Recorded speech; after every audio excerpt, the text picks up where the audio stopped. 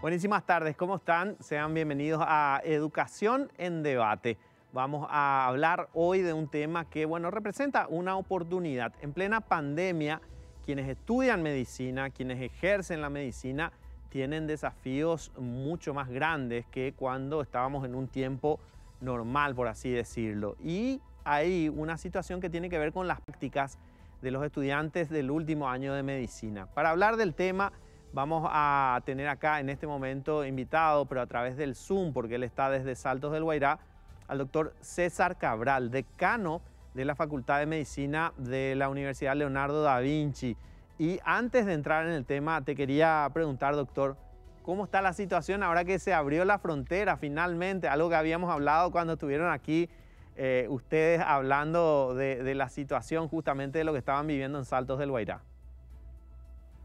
Sí, buenas tardes, Fito, y a toda la audiencia de Educación en Debate. Efectivamente, finalmente se dio la apertura de las fronteras, no hubo ningún tipo de inconvenientes, se realizaron las actividades de ingreso y salida de las personas que venían de distintos puntos de Brasil, y ha sido una fiesta ese día. Creo que hubo mucha expectativa, si bien todavía el volumen de gente no es obviamente lo que se espera, pero creo que esto acompañó ese día con lluvia, que también es bonanza, y creemos que esto estaría yendo, increciendo en los próximos días, algo tan necesario para toda zona de frontera donde el comercio obviamente es el pulmón, el motor Claro. de toda la población. Claro, va a haber una responsabilidad muy grande de parte de comerciantes, de parte de la población en general, en cumplir los protocolos, ¿verdad? En cuidarnos, en utilizar tapabocas, el lavado de manos, todo lo que nos dice el Ministerio de Salud. Sí, yo creo que en ese sentido se trabajó, se viene dialogando permanentemente con los diferentes comercios, sobre todo aquellos que son muy grandes como los shoppings. Creo que tienen ellos tienen la gran responsabilidad de cumplir todos los protocolos, porque en definitiva la evaluación a los 15 días, como está previsto, va a reflejar si hubo o no hubo cumplimiento de estos protocolos, y desde salud pública acompañar toda esa tarea. Obviamente la responsabilidad también desde ese punto de vista en cuanto a los protocolos que se deben cumplir por todo y cada una de las personas que ingresan, así como también de los comercios que están ya en plena actividad. Doctor, en una coyuntura como la que estamos viviendo, en una pandemia, algo que para nosotros por lo menos históricamente parece algo muy novedoso para los que nacimos, digamos, en la segunda parte del siglo XX y en el siglo XXI, hay una razón, una función social de las universidades. ¿Y cuál es esa función social, sobre todo de las facultades de medicina en medio de esta coyuntura de pandemia? Sí, yo creo que es importante ese punto, Fito, porque de alguna manera obviamente el desarrollo histórico de la educación superior, en particular de las universidades y otra vez en el área del conocimiento de la salud, específicamente en medicina, ha habido varias etapas por las cuales se fue desarrollando, y obviamente teniendo nuevas experiencias en cuanto a la responsabilidad social de las facultades de medicina y de las universidades. En ese sentido, las universidades tienen un rol hoy muy importante en cuanto a la formación de profesionales médicos con mucha sensibilidad social, comprometidos con la salud. Y desde esa perspectiva, obviamente, las universidades cumplen un rol en este nuevo paradigma de la formación de los médicos, y en tiempos de pandemia, así como fuera de esos tiempos, sin lugar a dudas, la salud es un bien social que tiene la categoría de derecho humano, por lo que es altamente sensible y donde la responsabilidad social de las universidades como rol importante en la sociedad en cuanto a la generación de conocimiento, no solo ya en lo que hace referencia a docencia, a investigación y a extensión, sino también a su compromiso en cuanto a su participación activa en el desarrollo social, económico, cultural de un país y de una región. Por ello que hoy en este nuevo concepto y sobre todo en lo que hace referencia a la misión social, es un poco el nuevo paradigma de las universidades y sobre todo en el área de la salud, Fito. Bueno, ¿y cómo se llevan a cabo las prácticas? Algo que veníamos hablando acá con autoridades del CONES, de ANEAES, del Ministerio de Educación, estudiantes, en este caso, de medicina, que están en los últimos años y que se caracterizan en nuestro país por tener una práctica con pacientes, por estar en hospitales, por hacer un acompañamiento de docentes que están con ellos guiándolos. ¿Cómo va a ser en esta nueva modalidad, digamos, de enseñanza y de aprendizaje las prácticas que van a llevar adelante los estudiantes de medicina? Bueno, un poco desde la perspectiva misma de del nuevo paradigma de la formación de médicos, justamente se pretende romper ese histórico proceso de enseñanza-aprendizaje en donde veíamos solamente la formación de los médicos desde la enfermedad y no desde la salud. Y hoy se plantea justamente lo inverso, ver desde la salud y no desde la enfermedad, abordando dimensiones que anteriormente no se abordaban en el proceso de enseñanza-aprendizaje, en lo que tiene que ver con los determinantes sociales, por ejemplo, educación, o sea, trabajo, pobreza, lugar de residencia. O sea que desde ese punto de vista, la formación de los médicos hoy ya no es hospitalocéntrica. ¿Qué quiere decir eso?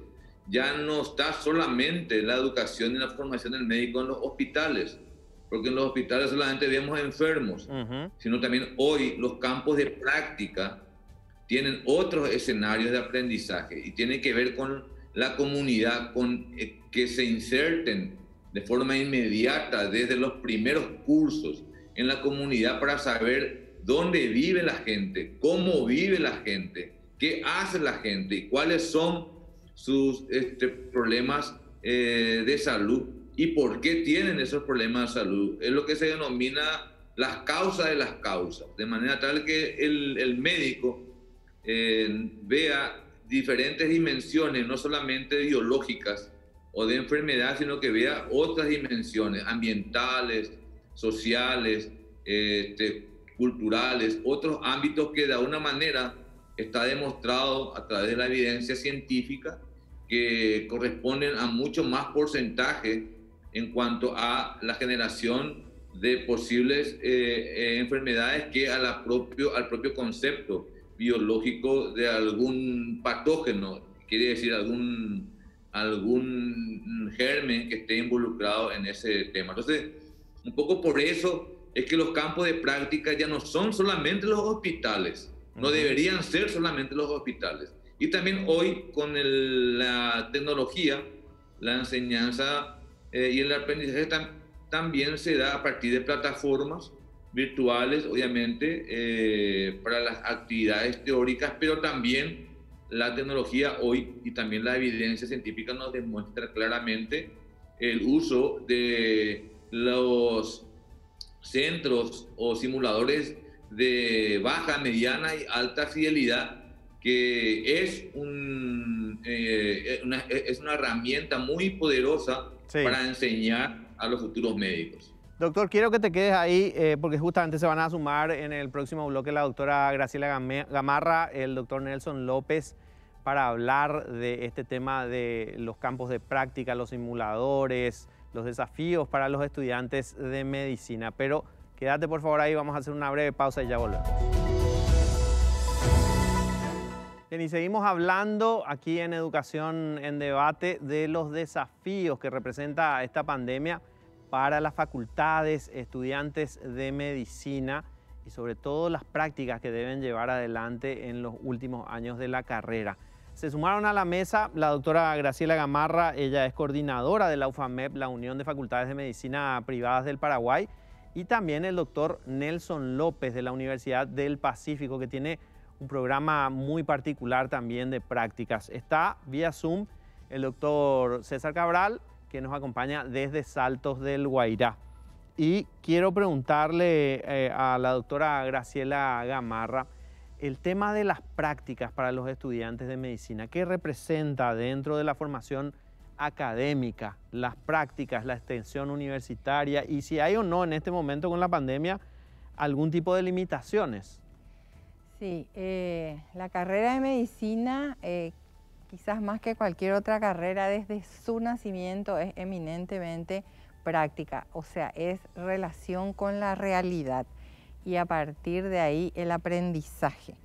La teoría es muy importante porque sostiene el arraigo de los conceptos, pero es la visión de la realidad. Ahora, esa visión de la realidad tiene un abanico de posibilidades. Por ejemplo, la disquisición sobre un caso clínico se puede hacer eminentemente a través de Zoom, y es la formación del pensamiento crítico a partir de lo que se llama la problematización, y forma el pensamiento crítico del médico, que es fundamental para su toma de decisiones. Esta pandemia, el COVID, lo que hizo, como en todas las cosas, es acelerar y optimizar realmente cambios que se venían dando. Si vemos los papers, las publicaciones a nivel mundial de universidades top como Harvard, Massachusetts, tienen hace rato un complemento con, con lo digital, con lo virtual, precisamente para optimizar, y son muy sofisticadas, como escuché que ya el doctor Cabral decía, está desde lo básico, que es a través de muñecos, ¿verdad?, hasta la virtualidad tipo avatar, los lentes especiales costosísimos, pero que posicionan al estudiante en la realidad del paciente, lo hace sentir, lo hace vivir. Entonces, lo que quizás nos hubiera costado cambiar, porque hay una resistencia natural al cambio en el ser humano, esto aceleró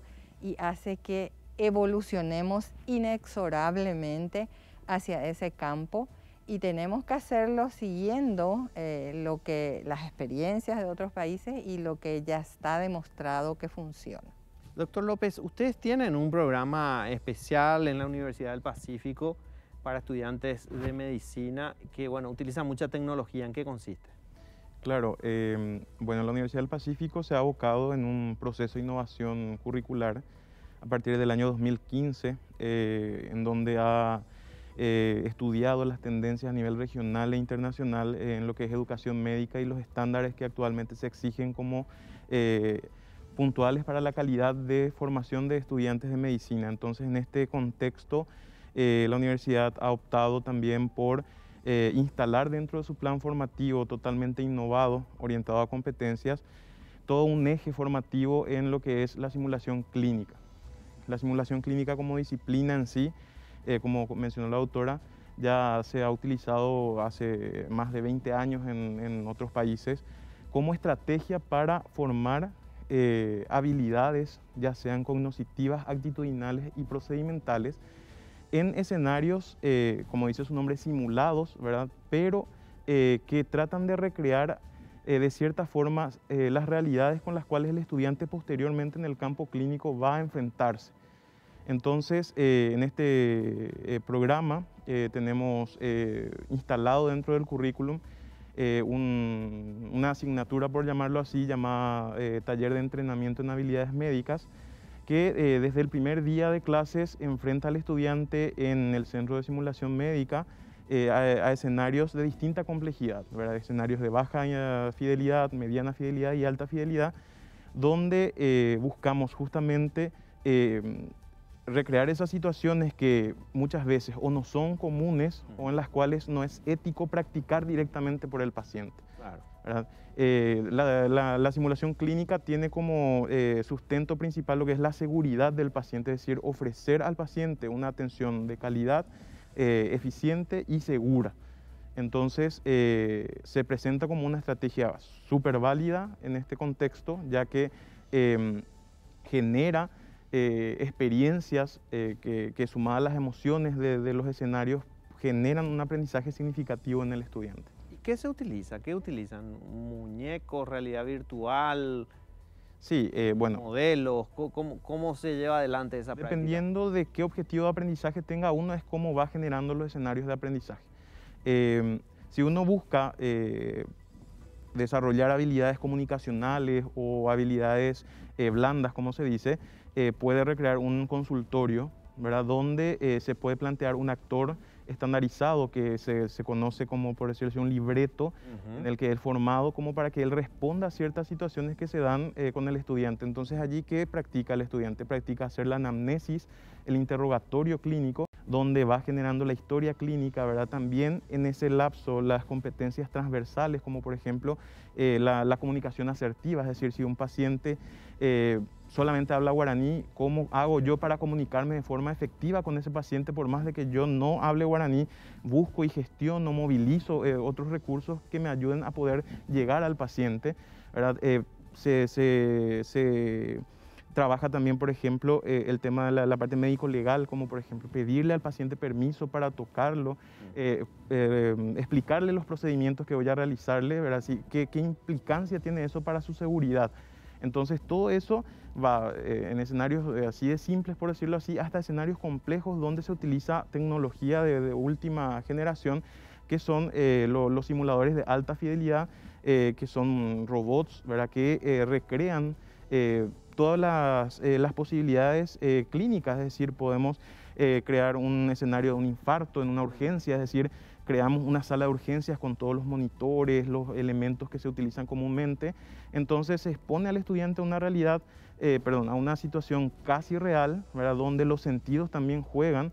Entonces es una experiencia que prácticamente prepara al estudiante y lo obliga a poder seguir avanzando en sus conocimientos, porque lo que trae como positivo dentro de lo que es educación médica, la simulación, es la reflexión sobre el hacer, ¿verdad? El hacer muchas veces, no, o sea, como sociedad no estamos tan acostumbrados a reflexionar sobre nuestras acciones, y en este caso, una vez culminado el escenario, todos nos sentamos en un círculo donde empezamos a mirar qué pasó, ¿verdad? Y el docente en ese caso no tiene ese rol de juzgar, sí, sino que más bien de facilitar el proceso. A ver, ¿por qué ha pasado esto? ¿Qué te pasó en ese momento? ¿Qué pasó en tu mente en ese momento? Entonces, de acuerdo a eso, el docente realiza su abordaje docente, ¿verdad? Y genera el aprendizaje el estudiante mismo. No es el docente el que dice tienes que hacer esto, sino que es el estudiante. En esta situación hubiese hecho esto porque la evidencia me habla de esto. Claro. Doctor Cabral, estás ahí y te quería consultar algo que tiene que ver con la apertura de fronteras y estudiantes de Brasil que van a las universidades que están en ciudades de frontera. ¿Qué va a pasar con ellos? ¿Tienen ya ustedes un panorama cómo van a volver? Sobre todo los que son de últimos años y tienen que hacer, me imagino, algunos trabajos especiales, prácticas, exámenes. ¿Qué panorama tienen? Bueno, en ese sentido, Fito, primero le saludo cordialmente a la doctora Graciela y al doctor López.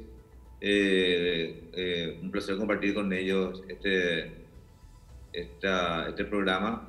Básicamente, desde el punto de vista de lo que establece el Ministerio de Salud y los protocolos, ha sido autorizada la posibilidad de que los estudiantes en esta zona de fronteras ingresen para las prácticas vinculadas a la pasantía del último año.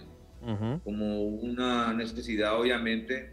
La mayoría de los pensum, currículum de las diferentes universidades, el sexto año básicamente tiene el 100% de actividades en los campos de prácticas vinculados al hospital, así como también a la red de servicios que corresponden a su área. Esperemos, y las condiciones así, de acuerdo a esta apertura de fronteras, que los alumnos de los últimos años de las diferentes universidades que están en fronteras, sus alumnos puedan ingresar a través de procedimientos migratorios también previamente acordados para que los mismos completen sus prácticas supervisadas en los diferentes centros asistenciales de acuerdo a los convenios que hayan firmado con el Ministerio de Salud u otras instituciones. Pero ahí también es importante reiterar, apuntando a lo que decía tanto la doctora Gamarra como el doctor López, que las universidades también disponen de escenarios de aprendizaje que son sus propios laboratorios o aulas, ¿no? Y sus centros de simulación, que hoy forma parte, sin lugar a dudas, del acervo para aprendizaje de los estudiantes. Y yo también hacía referencia de que no solamente en los hospitales se aprende, no solamente tampoco en los escenarios de la simulación, sino también en los escenarios de la comunidad, de manera tal que es muy relevante entender hoy este nuevo paradigma de la formación de los médicos en todo el contexto y en las diferentes dimensiones de los cuales ya se ha hablado. Así que estamos expectantes a que los alumnos del sexto año ingresen, pero también quiero mencionar, Fito, Sí, de que es importante que los otros alumnos de los cursos inferiores también tengan oportunidad, porque claro, estamos en pandemia. Y claro. creo que el aporte en el marco de esa misión social que tienen las universidades, no podemos permitirnos el lujo de que las universidades, reitero, sean autistas en un momento de que se requiere de la participación de una fuerza intelectual muy fuerte como es de la universidad, los docentes y los alumnos que serán próximamente médicos. Y son, Te quería interrumpir ahí, doctor. Te quería interrumpir Sí. ahí porque quiero hablar en el próximo bloque de ese tema justamente. El rol de estudiantes, docentes, la extensión universitaria en medio de una pandemia y qué se puede hacer, cuál es el desafío. A la vuelta de la pausa, si te parece bien y les parece bien a los doctores, vamos a hablar de ese tema. Bueno, antes de la pausa nos decía el doctor Cabral, las universidades no pueden ser autistas en medio de esta pandemia. Te pido que te extiendas, expliques y profundices un poco más ese concepto, doctor. Bueno, gracias, Fito. Un poco para contextualizar y sobre todo explicar ese concepto que yo había expuesto ya en su oportunidad de que las universidades no pueden ser autistas. Ya desde el punto de vista de su misión misma, la universidad no puede ser y seguir siendo intramuro, debe ser extramuro en el concepto antiguo y menos hoy, en la pandemia. Tenemos una responsabilidad muy importante como educación superior y sobre todo como universidad de generar conocimiento y a partir de eso aportar esos conocimientos para la mejor y para el mejor desarrollo de las actividades en el marco de lo que hace referencia a la salud pública también. En ese sentido, yo decía y sostengo que en un momento de pandemia hubiera sido muy importante, y eso es lo que sostenemos quienes pensamos de esta manera, que las universidades acompañen, como de hecho vienen acompañando este proceso, participando activamente con su plantel docente y por sobre todas las cosas con los estudiantes, futuros médicos, en campañas que podrían ser desde todo punto de vista importantes, que es lo que tienen que ver con la promoción y la prevención, como actividades inherentes a la formación de ese nuevo médico que queremos, que no solamente vean desde la enfermedad, sino de todo desde la salud. Y está demostrado obviamente, de que la promoción y la prevención juega un rol clave en este tipo de situaciones como la que estamos teniendo hoy, la pandemia. Por ello es que hemos planteado al Ministerio de Salud y hemos expuesto a servicio del Ministerio de Salud a la hora que ellos digan de nuestro plantel docente. Hablo como universidad, sí. Leonardo da Vinci, no puedo hablar como otras universidades, pero aquí en Salto hemos desde el inicio puesto, inclusive nuestra sede ha sido un albergue para compatriotas en todo este tiempo. Nuestros alumnos han acompañado esas actividades de control y bueno, seguimos ofreciendo a nuestros docentes, a nuestros alumnos para hacer actividades de las funciones esenciales de salud pública, que tiene que ver justamente con actividades muy importantes. Correcto. En donde el futuro médico no puede estar ausente, Fito. ¿En cuántos médicos hubiéramos querido de repente tener este tipo de acontecimiento que no es deseable obviamente en el mundo, pero si existe, para poder participar de la manera más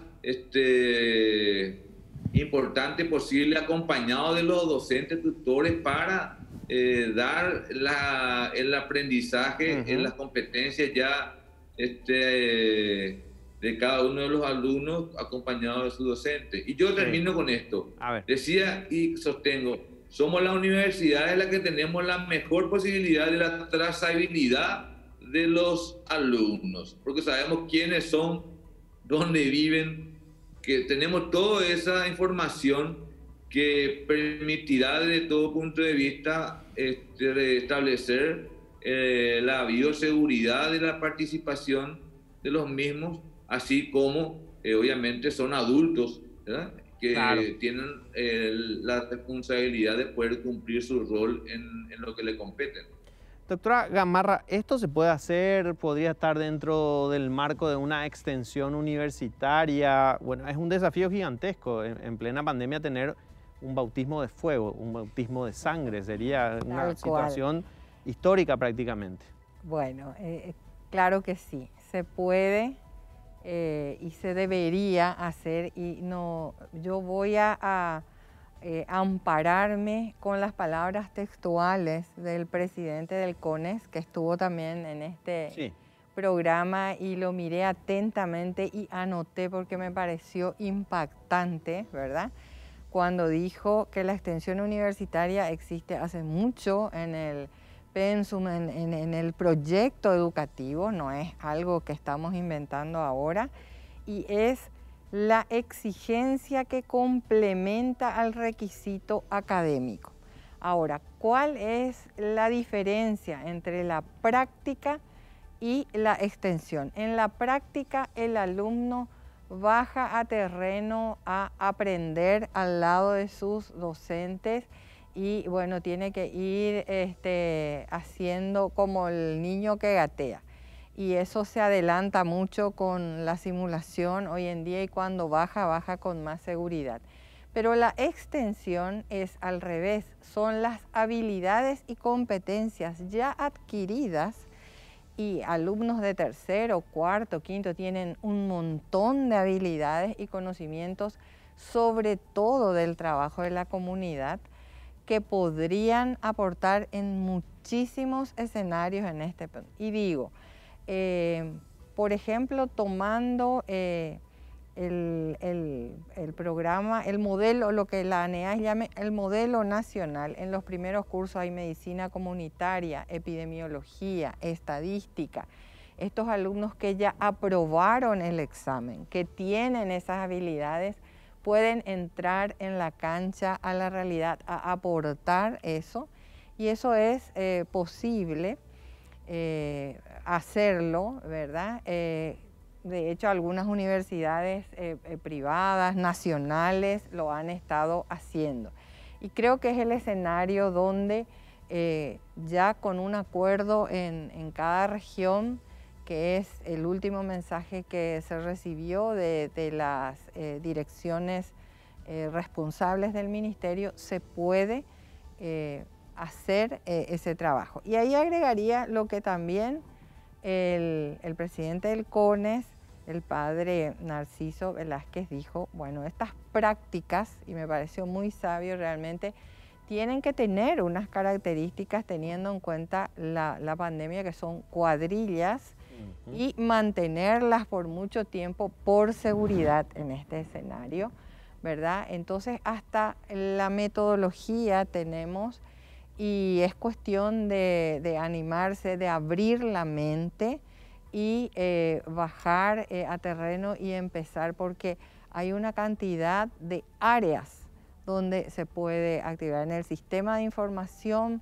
desde levantar un censo, que los alumnos que ya aprobaron medicina de la comunidad, bioestadística, lo pueden hacer, lo que se llama la vigilancia comunitaria o el rumor epidemiológico, que parece así, bueno, el rumor es la noticia que hay en la comunidad, que es importantísimo en epidemia, lo pueden hacer perfectamente acompañados de sus docentes. Y esa es la idea, yo creo que ese es el desafío, pero sería espectacular poder llevarlo adelante.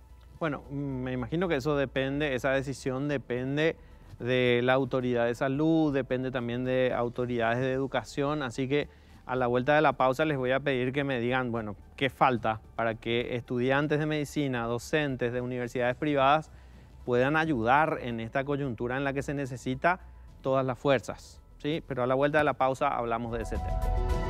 Último bloque de Educación en Debate, estamos hablando de los desafíos de estudiantes, docentes, universidades, facultades de medicina en medio de esta pandemia. Doctor Cabral, te quiero preguntar, ¿qué falta? ¿Quién tiene que decidir la situación como para que estudiantes, docentes de universidades privadas se sumen a esta lucha contra el COVID? Bueno, en primer lugar, suscribo totalmente lo que ha mencionado la doctora Gamarra, que lo ha expuesto de una manera muy clara, precisa.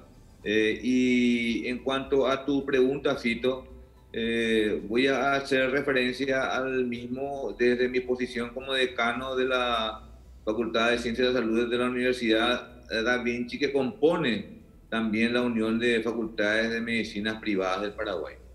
En ese sentido, se ha venido trabajando desde el mes de junio con las autoridades del Ministerio de Salud en un proyecto que fue tomando diferentes caminos y que finalmente estamos con la idea clara de hacer esa diferencia entre lo que son prácticas y lo que son extensión y lo que es extensión universitaria, que en ese sentido creemos que está clara la definición en cuanto a lo que expuso la doctora Gamarra. Pero de todo punto de vista, obviamente la autoridad en ese sentido de autorizar para que los alumnos puedan, en primer lugar, reintegrarse a las actividades académicas con este propósito, corresponde al Ministerio de Salud hacer esa autorización a través de los protocolos. Obviamente los protocolos están definidos, sabemos cuáles son, y nosotros como universidad estamos preparados y tenemos todos los conocimientos, la habilidad y la destreza y la responsabilidad de cumplirlo, como de hecho así debe ser. Entonces, por ese lado, sería ya esperar a la autoridad del Ministerio de Salud que así entienda, que yo sé que entiende, pero hay aún posiblemente algunos temas que hay que ajustar con ellos. Doctor López, ¿qué le parece a usted? ¿Cómo se podría solucionar este impasse? Y realmente, como mencionaron los colegas, la reintegración de tanto el personal docente como de estudiantes al campo de batalla, por decirlo así, sería de bastante ayuda, ya que no necesariamente van a estar expuestos directamente a la atención a pacientes respiratorios, sino que también podrían prestar ayuda en otros servicios o dependencias donde de la misma forma van a seguir adquiriendo competencias que están planificadas dentro del plan de estudios, ¿verdad? Porque no solamente la formación médica está compuesta de saberes disciplinares, sino también de otras habilidades que se van amasando, por decirlo así, en el transcurrir de los días dentro del ámbito hospitalario. Entonces, es, diría, prácticamente necesario tanto para los estudiantes que ya han tenido como un largo tiempo de receso, de falta de contacto con pacientes reales, ¿verdad? Volver a estos escenarios para poder complementar aquellas estrategias que utilizamos de manera, no sé si decirle casual, pero sí de manera a complementar esta necesidad que actualmente tenemos y de poder también prepararlos, ¿verdad? Como para que vayan a ese campo justamente, ¿verdad? Para reforzar un poco, la simulación te permite por eso mismo prepararte en estos escenarios, por ejemplo, es decir, vas a ir a tal escenario, entonces yo te preparo en esto y vemos cuáles son las implicancias en ese proceso, entonces para no cometer esos errores ya en el campo real. Entonces se puede implementar en distintos ámbitos y con distintos escenarios las posibilidades que se ven, ¿verdad? Porque los docentes, muchos de ellos están en los campos de práctica en primera línea, entonces conocen los contextos en los cuales se desarrollan diariamente los sucesos, ¿verdad? ¿Por qué? Porque eso también acerca a la realidad al estudiante y puede colaborar para que se mejoren ciertos aspectos que pueden ser evitados. Doctora Gamarra, usted está haciendo un seguimiento muy de cerca para que, bueno, esto se pueda de alguna manera concretar, hacer que estudiantes de universidades privadas de medicina de los últimos años puedan ayudar en medio de esta pandemia. ¿Cómo está avanzando eso? Realmente hemos presentado un proyecto, la UFAMED, pero no es exclusivo para la UFAMED. Es un proyecto que se puso a consideración de las autoridades para todos los estudiantes de medicina, los que quieran acogerse y a lo mejor los profesionales de salud, como es la visión de algunos sectores que ven como realmente el prototipo, modelo exitoso de eso que nos decía César, el cambio de paradigma, la formación de un perfil médico y profesional de salud que incluye enfermería y otros, no hospitalocéntrico, no para las superespecialidades, sino centrado en la persona, en la comunidad, que es lo que necesita el país y que necesitan muchos países de la región. O sea, el médico que vamos a formar va a ser útil para Paraguay y muchos otros países de Latinoamérica. O sea, desde esa mirada es que estas universidades construyen ese proyecto viendo la oportunidad de la pandemia como una oportunidad y pone a consideración, no en forma exclusiva, el conocimiento es el único valor que en la medida que se comparte crece y aumenta. Y ese es nuestro principio.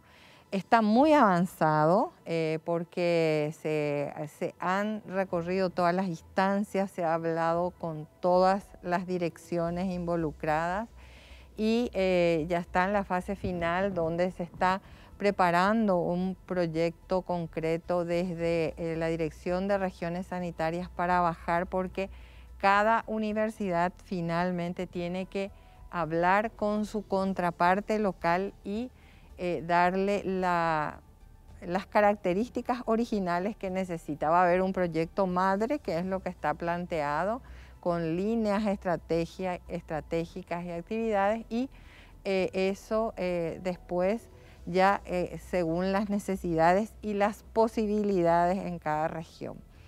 Es más, se piensan en indicadores de impacto para evaluar, o sea, no es que queremos ir a hacer nomás, y es el interés del ministerio también, sobre todo, decir, bueno, esto sirvió, en qué impactó realmente en la comunidad. Y bueno, se está en eso, en la fase final, y yo creo que pronto veremos eso en cuanto a la extensión misma, y que rápidamente se puede homologar después con las prácticas, porque como digo, son como niveles o las dos caras de una moneda, ¿verdad? Y realmente una vez que se dé, ya estamos en un escenario donde hasta los niños de primaria estamos diciendo que va a haber un híbrido, que van a venir los niños que no tienen la autonomía suficiente del autocuidado, porque son pequeños, mucho más tienen nuestros universitarios que son adultos y además están en el área de la salud. No solamente van a poder autocuidarse, sino sobre todo ser un motor, ejercer un liderazgo, que es lo que queremos, para enseñarle a su entorno a cuidarse, el autocuidado. Porque lo que más educa es el ejemplo y necesitamos ese liderazgo, el liderazgo del personal de salud que se ha perdido un poquito, es lo que creo que tenemos que recuperar en este proceso. Bueno, tenemos 1 minuto y medio final para cada invitado y quiero empezar otra vez con el doctor Cabral y preguntarle qué va a representar esto para un estudiante de medicina de los últimos años, poder tener participación protagónica en un momento histórico. Es una oportunidad de aprendizaje, sin lugar a dudas, Fito, que se ha desaprovechado un tiempo, pero creo que ya llegó el momento de que sea aprovechada, en el sentido de que tanto el docente, que es un médico en ejercicio y que está hoy en el campo de batalla, comparta justamente ese conocimiento, esa experiencia y esas prácticas al estudiante, que finalmente dentro de un tiempo va a estar en el mismo campo de batalla, haciendo parte ya en el marco de su ejercicio profesional. Creemos y sostenemos que sin lugar a duda esto es una oportunidad para la formación del médico. Una pandemia no se da todos los años, y también creemos y sostenemos que es una oportunidad para fortalecer ese nuevo paradigma de la formación de los médicos, donde lo transversal también, sin lugar a dudas, tiene que ser el tema del aseguramiento de la calidad en la educación médica. Doctor López, creo que... Perdón, sí, ya le pregunto acá al doctor López lo mismo, ¿verdad? ¿Qué representa para un estudiante de medicina esta situación histórica? Y reforzando un poco lo comentado por el doctor Cabral, realmente es una oportunidad de poder diversificar los escenarios de realización de esas competencias que habíamos declarado en cada universidad en su perfil de egreso, así como exponerlos a eventos que tal vez puedan servirles como experiencias personales ahora, que van a traspolarlo a su práctica profesional cuando egresen, y darles la oportunidad de trabajar en equipos multidisciplinares, porque realmente en este tiempo se ha visto un refuerzo de ese trabajo en equipo con enfermería, con el fisioterapeuta, con trabajo social, y además también el relacionamiento con otro tipo de personas, porque te relacionas con familiares, con pacientes de distintos lugares del país. Entonces es realmente una brillante oportunidad de poder sacar un poco más de jugo de esto, sacar lo positivo, ¿verdad?, para poder formar profesionales de calidad. Doctora Gamarra, finalmente. Sí, yo creo que las crisis son oportunidades. Es una revolución realmente en la educación, en la formación médica. Insisto, el cambio de paradigma es fundamental, es trabajar en la comunidad, con la gente, viendo los determinantes sociales de la salud, trabajar desde la salud y no desde la enfermedad. que es la formación antigua. Era al lado de la cama del paciente, al lado del enfermo, que finalmente después la realidad es mucho más la salud que la enfermedad. Entonces es una nueva visión de médico que es la obligación de la academia y la más alta autoridad de salud, formar ese nuevo médico que necesita el país y el mundo. Bueno, les quiero agradecer, doctor Cabral, gracias por estar ahí desde Salto de Guairá esta vez acompañándonos. Mucha fuerza para toda la gente de Salto del Guairá que bueno, están viviendo un momento esperanzador con la apertura de las fronteras. Así es, Fito, muchas gracias por esta oportunidad. Un saludo cordial a vos, a la doctora Gamarra, al doctor López y a tu audiencia. Muchas gracias. Doctor López, gracias por estar acá. Gracias a ustedes por la invitación de poder compartir este espacio para justamente sacar a luz, ¿verdad?, muchos aspectos que tal vez quedaban ocultos y que a partir de ahora podemos utilizarlo como una estrategia para poder empezar a revolucionar esta formación de profesionales en salud. Doctora Gamarra. Gracias, Fito. Este programa es un lujo. Yo lo sigo habitualmente y es importante compartir con la comunidad porque hay muchos mitos y leyendas y sobre todo con medicina y que tenemos que desmitificar, tenemos que poder abrir la mente y mirar y aprovechar las oportunidades. Y esto es compartir con la gente, así que muchas gracias. Bueno, estuvimos hablando justamente de los estudiantes de medicina en pandemia, una oportunidad en medio de la crisis. Y como siempre decimos, estamos más que convencidos que nuestro país necesita una revolución educativa. Nos encontramos el próximo sábado.